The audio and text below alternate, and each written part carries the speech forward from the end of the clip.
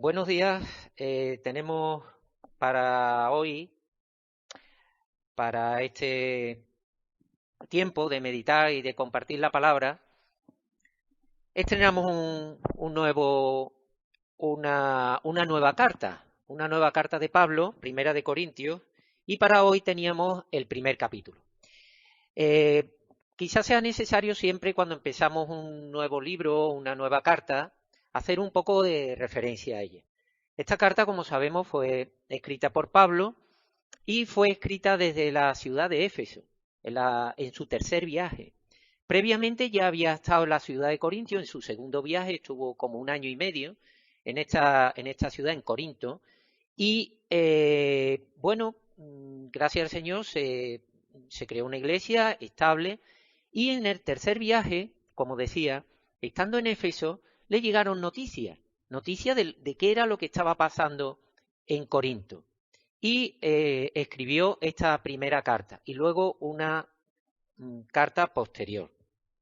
Corinto era una ciudad situada en lo que actualmente es Grecia y era una ciudad que tenía una enorme importancia desde el punto de vista económico, porque se encontraba situada en un sitio estratégico muy cerca de ciudades que tenían puerto marítimo y tenían un intenso comercio tanto con el este como con el oeste. ¿Y qué ocurre? Pues que en estas ciudades donde había tanto bullicio y tanto trasiego, al final se convertían en zonas de verdadera depravación, zonas en las que confluían muchas personas de diferentes lugares y eso al final traía bastante deterioro de la moral. Incluso en esta ciudad existía un templo dedicado a Afrodita, a Venus, y se hablaba incluso de que había como 1000 mujeres profesionales dedicadas al tema de la prostitución.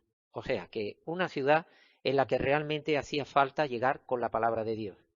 En esta carta se reflejan muchos de los problemas que al llegar el Evangelio se encuentra entre la sociedad griega, como era la diversidad de corrientes filosóficas que había, la enorme idolatría que también tenían los griegos, y había un rechazo total a la doctrina de la resurrección del cuerpo. Bueno, como quizá a modo de resumen de toda esta carta, 4 puntos muy rápidamente, decir que en los primeros 4 capítulos se habla del poder de la cruz de Cristo frente a todo lo que son los excesos humanos. En el capítulo 11 se destaca una idea muy importante y es seguir a Cristo como ejemplo. En el capítulo 12 se destaca también lo que es la Iglesia como cuerpo, eh, como cuerpo, como su cuerpo, Cristo a la cabeza y como cuerpo la Iglesia. Y por último, un conocido capítulo que es el capítulo 15, que tantas veces hemos oído en los sepelios, en momentos de despedida de hermanos que han partido con el Señor, en donde se destaca el fundamento de nuestra fe que está en la resurrección del Señor. Dos ideas importantes. Dos ideas importantes. La primera, quería comenzar con un pasaje que no está en este capítulo, está mucho antes, pero que me sirve de soporte a lo que quería comentar. Está en Juan 17, versículos 21 al 23. El Señor dijo, estoy hablando de esa oración intercesora maravillosa del Señor en momentos que ya se iban acercando a ser crucificados, ser apresado y crucificado.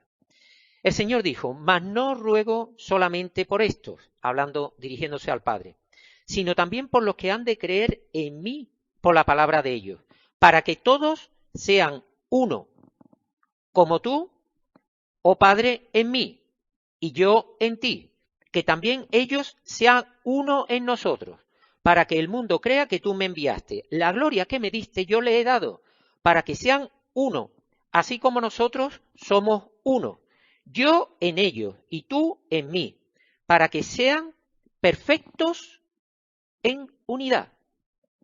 Para dos cosas. Primero, para que el mundo conozca que tú me enviaste y que los has amado a ellos como también a mí me has amado. En segundo lugar, se habla de la unidad. En este capítulo de Juan y esta oración intercesora, la unidad es la protagonista en estos pasajes. El Señor quiere que todos seamos uno.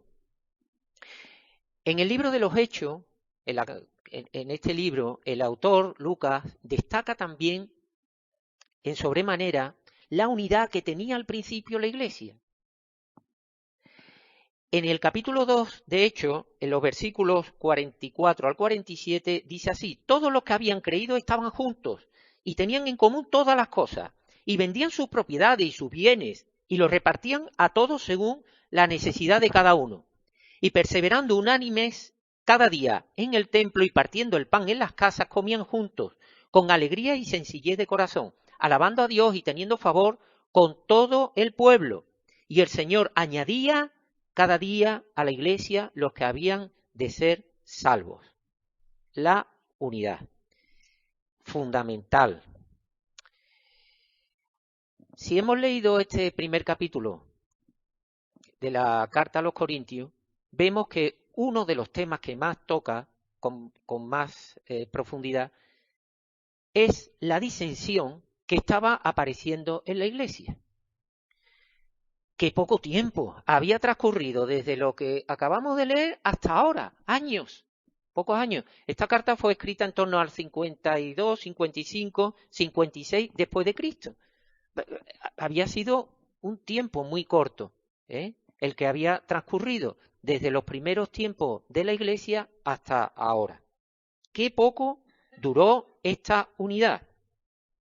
Falta de la unidad. ¿Y falta de la unidad por qué?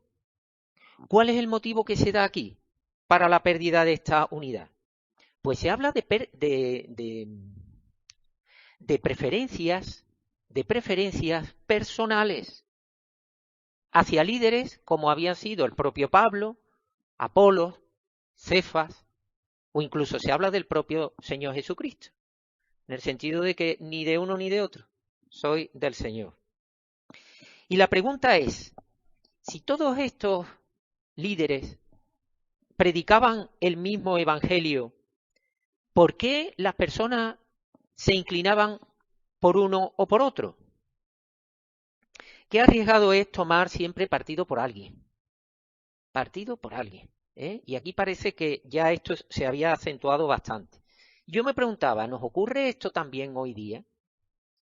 Como se dice la palabra, nada nuevo bajo el sol. Todo sigue siendo igual. ¿Nos ocurre esto? ¿Tenemos preferencia a la hora de escuchar predicadores? ¿O ponemos interés?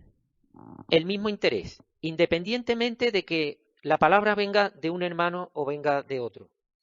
¿Nos predispone? ¿Nos predispone? Meditando sobre esta idea, recordaba una predicación que ha sido de la que a mí más me ha impactado, precisamente de un hermano que no tiene don de palabra, y una predicación que no duró más de 15 minutos. Y dio en el clavo de lo que en ese momento necesitaba. No tenía don de palabra, además reconocido, y la persona, pues bueno, siempre pues haciendo un poco referencia a estas circunstancias, pero tenía en su corazón el compartirlo. Pero esa palabra no viene de una persona con un mayor o menor vocabulario, mayor o menor habilidad expositiva, viene de una persona que lo tenía en su corazón y así lo expuso. Y vaya si tuvo efecto. Hermanos, el Señor dice que Él no tiene acepción de personas. No lo hagamos nosotros. El sectarismo es pecado y las consecuencias no son solamente para el que sigue, sino también para el que es seguido. Puede ocurrir que con halagos y demás, o reconocimiento, como se suele decir, la persona se envanezca, y no es bueno. Esto tendríamos que tenerlo muy en cuenta con las denominaciones, conseguir a unos hermanos más que a otros con un interés ya de predisposición. Y digo yo, ¿sería por eso? Por lo que unos eran más seguidores de Pablo, o de Cefa, o de Apolo, que ya había una predisposición. Puede ser que, si la palabra fuese la misma, simplemente la cuestión se quedase en aspectos litúrgicos, que en no pocas ocasiones son también motivo de disensión. En Hebreos 4:12, la palabra, se nos dice que la palabra es viva y eficaz por sí sola. No te dice dependiendo de quién la exponga, por sí sola. El ser de Pablo, ser de Apolo, ser de Cefa, lleva a la pérdida de la unidad. De la unidad que es un solo cuerpo. Esto lo tenemos más adelante en el capítulo 12. Y como siempre, es la misma palabra la que nos da la solución, la que nos da la respuesta, la que se responde a sí misma. Un par de capítulos más adelante, en esta primera carta a los Corintios, en el capítulo 3 y los versículos de 5 al 8 dice así: ¿Qué pues es Pablo y qué es Apolos? Servidores por medio de los cuales habéis creído, y eso según lo que a cada uno concedió el Señor. Yo planté, Apolo regó, pero el crecimiento lo ha dado Dios. Así que ni el que planta es algo, ni el que riega, sino Dios que da el crecimiento. Y el que planta y el que riega son una misma cosa, aunque cada uno, eso sí, recibirá su recompensa conforme a su labor. Dios es el que da el crecimiento. Para ir acabando con este primer pensamiento, recordemos una advertencia del Señor.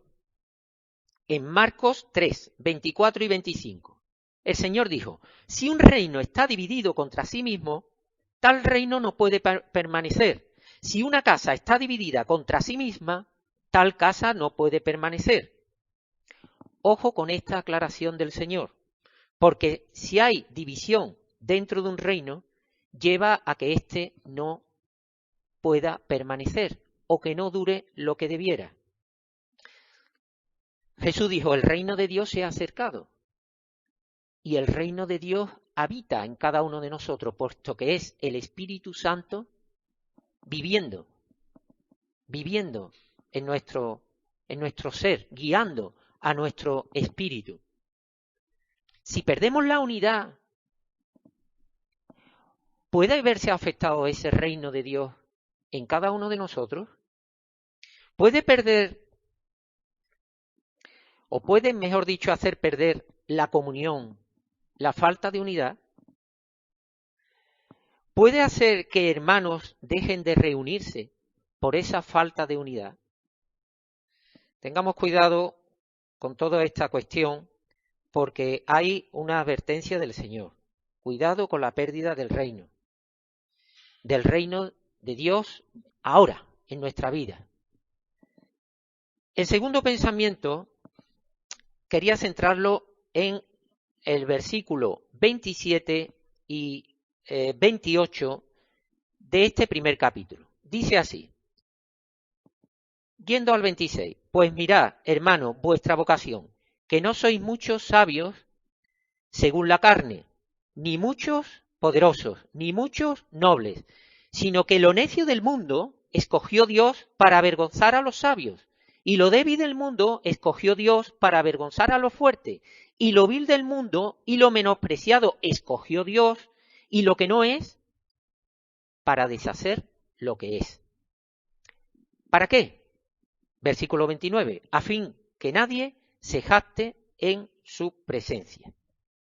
Dios no necesita nuestras cualidades humanas, no necesita nuestra fortaleza física, no necesita nuestra sabiduría como hombres. Una de las corrientes heréticas más importantes que surgió en la primera iglesia fue el gnosticismo. El gnosticismo se caracteriza fundamentalmente porque mantenía que se podía llegar a un conocimiento de Dios mediante la reflexión, mediante la meditación, se podría llegar a la figura de Dios, considerándose incluso como una clase privilegiada el haber llegado a ese estado del conocimiento del Señor.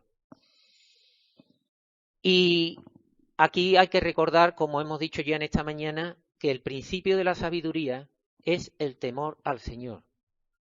Con esta corriente se pretendía que por medio de la sabiduría humana, de tus capacidades de meditación, de reflexión, de abstracción, pudieras llegar al conocimiento de Dios, dejando apartado la palabra, haciendo una mezcla peligrosa. Si vemos en estos versículos que acabo de leer, hay un verbo que se repite, que es escoge. Escoge Dios a lo necio. Escoge Dios a lo débil. Escoge Dios también a lo vil, a lo menospreciado. Lo escoge Dios. Dios es soberano. Dios es soberano. Y volviendo sobre estos versículos, nos dice, lo necio del mundo escogió Dios para avergonzar a los sabios. Pedro y Juan, en Hechos 4:13, se nos dice que fueron apresados, arrestados, y fueron a declarar en Jerusalén ante el Sanedrín. Y está escrito, entonces viendo el denuedo de Pedro y de Juan, y sabiendo que eran hombres sin letra y del vulgo, se maravillaban y les reconocían que habían estado con Jesús. Eran hombres sin base, sin cultura, digamos, no eran palabras leídas, como se suele decir. ¿De dónde le venía la sabiduría a estas personas? El siguiente tramo del versículo dice, a lo débil escogió Dios para avergonzar a lo fuerte. ¿Qué pasó con David frente a Goliat? David era un pastorcillo, hijo, el menor de unos hermanos que no tenía más capacidad ni más que su propia la onda, ¿no? También en Deuteronomio 7:7 se nos dice que no por ser vosotros más que otros pueblos ha querido Jehová y os ha escogido, pues vosotros erais el más insignificante de todos los pueblos. Y escogió Dios porque Él es soberano. Recordemos, hermanos, Dios escoge, por mucho pecado que tengas, por muy mala vida que hayas tenido hasta ahora, por muy necio, por muy vil que haya sido, Dios te prefiere. Entre los que estamos aquí y como se está grabando, si en alguna ocasión alguien que se vea en una situación, pues que sepa que Dios escoge a las personas en esta condición. Sigue diciendo, y lo vil del mundo y lo menos preciado escogió Dios. Jesús dijo en Mateo 15:24, he venido a buscar las ovejas perdidas de casa de Israel. Y termina diciendo, y lo que no es, para deshacer lo que es. Repito, y lo que no es, para deshacer lo que es. Esto parece un poco de trabalengua. Podría quedarse, y lo que no es lógico o probable, escogió Dios para deshacer lo que es lógico y probable. ¿A qué me refiero con esto? Y ya voy concluyendo. ¿Qué significa deshacer lo que es? ¿Qué significa deshacer lo que es? Una persona, en el momento de nacer, ¿qué es lo que seguro le va a ocurrir? Que llore. En el momento que una persona nace, lo que es seguro que va a ocurrir es que va a morir. Pues el Señor es capaz de deshacer lo que es. El Señor es capaz de deshacer lo que es. Pues esto es lo que también Dios deshace. en contra de lo que la sabiduría y los hombres entienden. Dios es capaz de deshacer el poder de la muerte con lo que no es. ¿Y que no es lo evidente? La resurrección. Dios es capaz de deshacer lo que es, la muerte, que es segura, con lo que no es, ante los ojos de la sabiduría de los hombres, como es la resurrección. Todo esto gracias a la obra del Señor Jesucristo. Concluyo. 2 ideas hemos visto. Principio de la unidad. La unidad se nos recuerda que es absolutamente necesaria y en estos pasajes así nos lo recuerda el Señor. No seamos seguidores de personas, de nadie, de nadie. No podemos estar como seguidores de una predicación, de un predicador, una predicación viniendo de otra persona a la cual pues creemos que no tiene ni incluso don de palabra, cuidado que nos puede traer un mensaje importante de parte del Señor. Y en segundo lugar y por último, en Miqueas 6:4, ¿qué nos pide el Señor? Hacer justicia, misericordia y humillarnos ante Él. La sabiduría humana que ya ha salido esta mañana, la sabiduría humana ante los ojos del Señor no tiene validez ninguna. Principio de la sabiduría, el temor al Señor. Humillémonos ante Él, ante su palabra, y que el poder de su Espíritu Santo sea el que nos guíe cada día. Como me gusta decir muchas veces, que escuchemos ese susurro que nos va guiando, que a veces le damos un poquito de lado y es nuestra soberbia y nuestra arrogancia. Que el Señor nos ayude.